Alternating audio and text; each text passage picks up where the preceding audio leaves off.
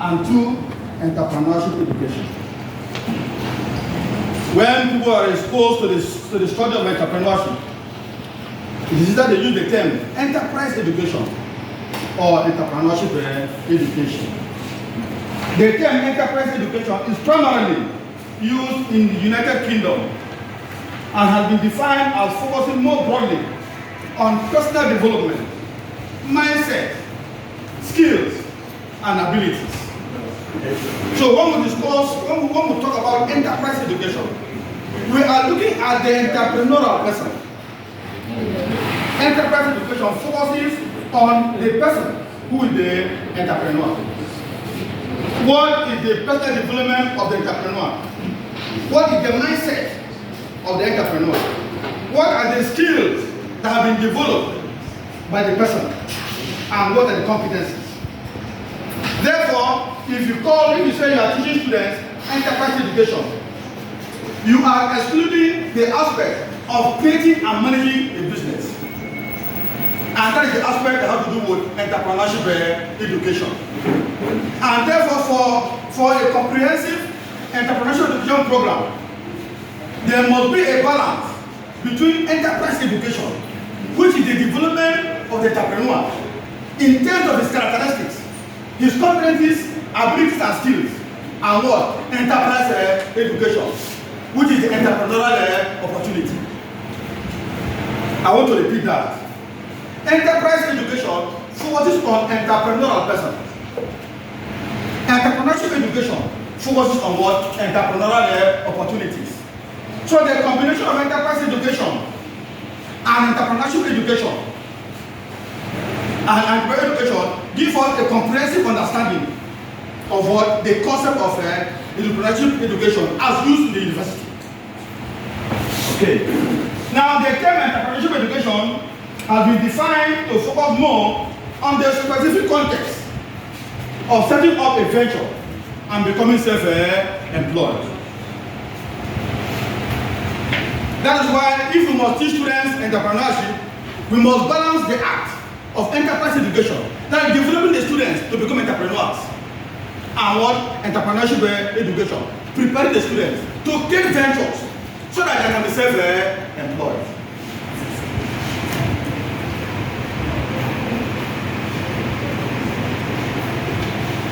Now, in the United States, the only term used is entrepreneurship education. To combine enterprise education, which is the entrepreneurial person, and entrepreneurial opportunities. Okay?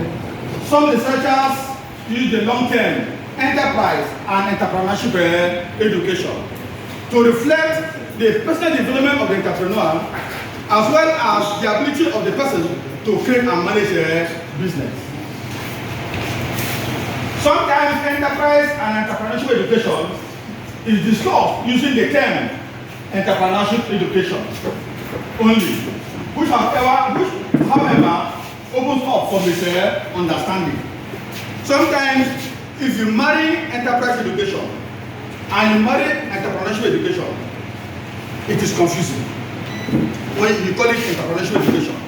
Unless you have that understanding that entrepreneurship education can embody the entrepreneurial person as well as what? The entrepreneurial opportunity. ECINA 2000 has proposed the unifying term entrepreneurial education as encompassing both enterprise education and entrepreneurship education.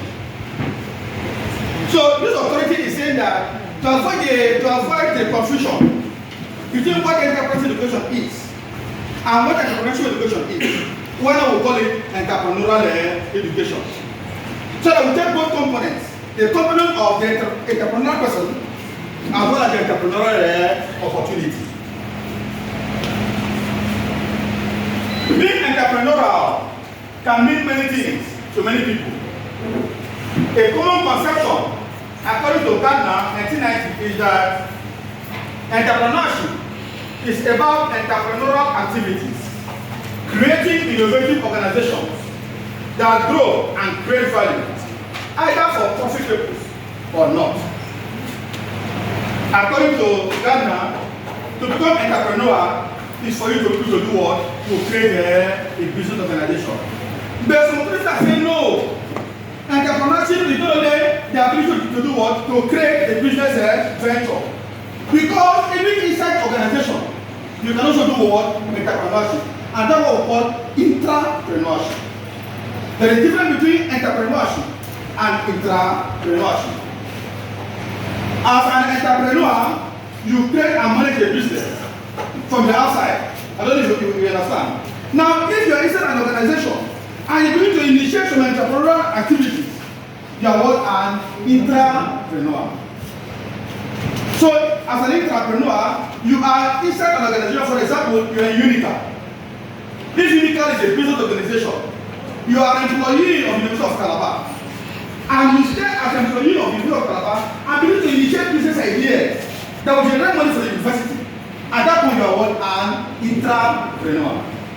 Because when working for the university, you are creating other initiatives, business initiatives that will generate income for the university. So that is the link that differentiates between an entrepreneur and an intrapreneur.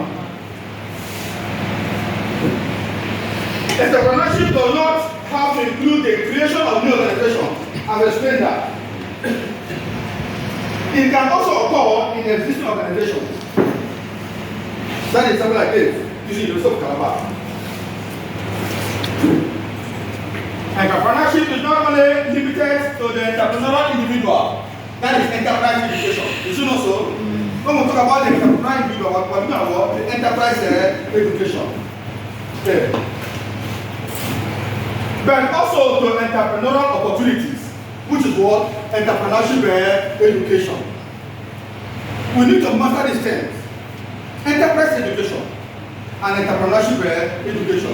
And we have stated earlier that while enterprise education relates to the entrepreneurial person, enterprise education relates to what? Entrepreneurial opportunities. So the combination of enterprise education and entrepreneurial education gives us a common term that we will call now what? Entrepreneurial education.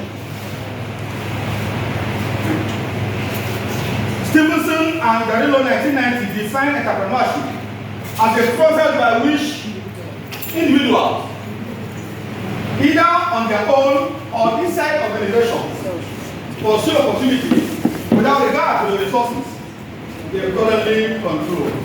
Now, what are the objectives of entrepreneurship education? Why is it necessary that we teach entrepreneurship education in universities? Why is it necessary? The objectives of entrepreneurship education for undergraduate programs in the universities, according to Unical EDC 2021, are 1. To develop entrepreneurship spirit among the new generation of students with the hope of creating new or greater social and economic value to the society. We teach students entrepreneurship education to engender in them the spirit of enterprise, the spirit of doing something, of creating value to the society, the spirit of identifying a problem and solving a problem based on the needs of the people. That's how we teach entrepreneurship to students. To put in them that spirit of enterprise, the spirit to do something, the spirit to be creative, the spirit to be initiative. 2. To nurture entrepreneurship knowledge among students through entrepreneurship studies and education. To nurture the knowledge of entrepreneurship. At some point, I'm going to introduce you to 3 concepts. Teaching about entrepreneurship, teaching for entrepreneurship, and teaching through entrepreneurship. The emphasis in point number 2 is that it gives us an opportunity to teach students about entrepreneurship. And that appeals to the cognitive dimension of learning. Give them theory. I don't know if you understand now. We give them theory. We teach them about entrepreneurship. The philosophical underpinnings of what entrepreneurship is. We give them the theory. 3. To provide students with the required skills to developing viable enterprises that are capable of competing in the global environment. This point number 3, the emphasis here is teaching students through what? Entrepreneurship. The first one was teaching students about entrepreneurship. And I said that the appeal there is what? On the cognitive aspect of learning. Because we give them theory, we theorize. But here we're saying we give them the skills that will enable them create ventures. They have the skills to manage businesses. And this one appeals to what? The psychomotor domain of learning. Learning by doing. That in addition to teaching students about entrepreneurship, there must be a balance between what they know in terms of theory and what they know in terms of practice. 4, to enable students identify and explore opportunities locally and internationally. We teach them entrepreneurship so that they can have an understanding of the kind of ideas, opportunities they can create, both domestically and internationally. 5, to equip students with tools to grow new and existing ventures, thereby regenerating economic growth and development. 6, to stimulate students' interest in fostering productive culture in the larger society through teaching, advisory, and consultancy services, mentoring, and active engagement. What is important here is that I will give students and prepare them with that spirit of enterprise. We put them in a position to be productive, not consumer. In one of my posts in my Facebook page, I have said that it is better for us to spend more time producing than to spend more time consuming. That is the spirit that we are talking about. That we must teach our students on how to be productive, how to engage in productive ventures, instead of being more of a consumer. And even as a nation, that's what Nigeria is coming from. We consume more than we do what we produce.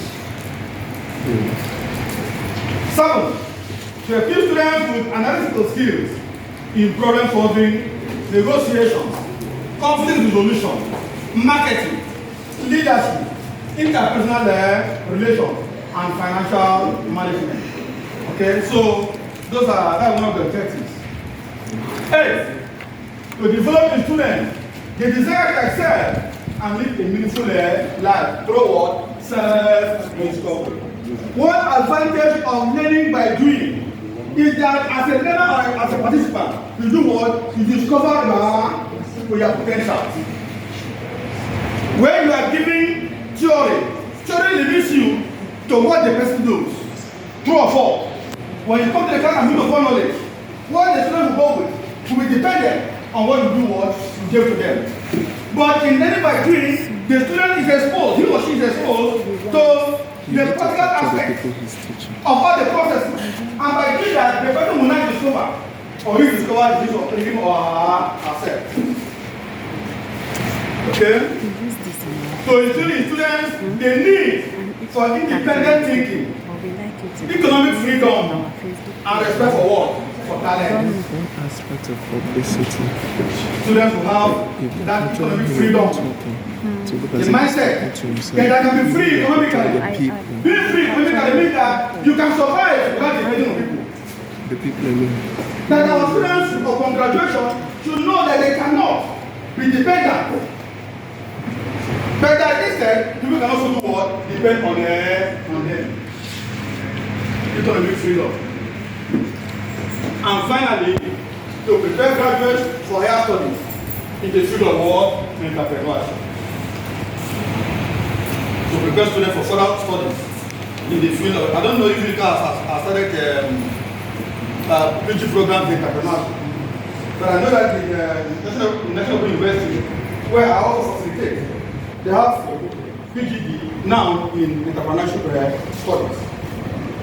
So that's what we're doing. We prepare through this training, through what we're teaching the students at the level of the graduate, we prepare them to undertake what further studies in entrepreneurship. So this marks the end of our first module.